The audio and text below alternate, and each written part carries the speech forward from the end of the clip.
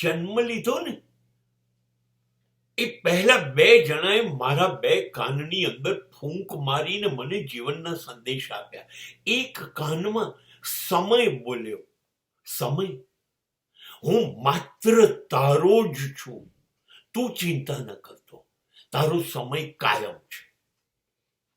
અને બીજા કાનની અંદર ઈશ્વર બોલ્યો, યાદ રાખ, તારા જેવો તો મેં બીજો એક પણ માણસ આ પૃથ્વી પર બનાવ્યો જ નથી. બસ પતી ગયો. હવે અહીં આવીને મારી રામાયણ શરૂ થઈ ગઈ. હવે હું કાયમ એવું માનતો થઈ ગયો, મારા જેવું તો બીજું કોઈ છે જ નહીં. ઈશ્વરે જ કહ્યું છે હું જ શ્રેષ્ઠ છું. અરે એને બીજું કોઈ તો બનાવ્યું જ નથી.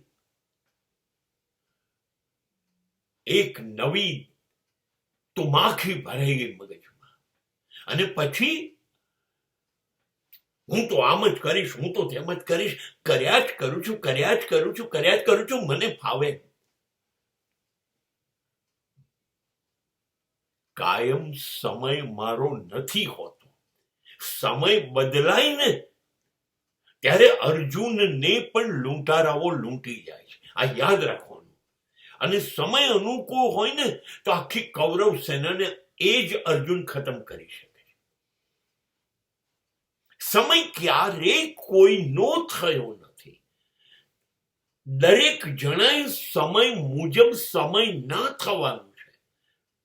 સમયને અનુકૂળ નહીં થાવ તો સમય તમને અનુકૂળ નહીં થાય. ખોવાઈ જશો સમયને અનુકૂળ નહીં થાવતો. અને માટે બંને જણાએ જે કહ્યું છે એ એકદમ સાચું છે.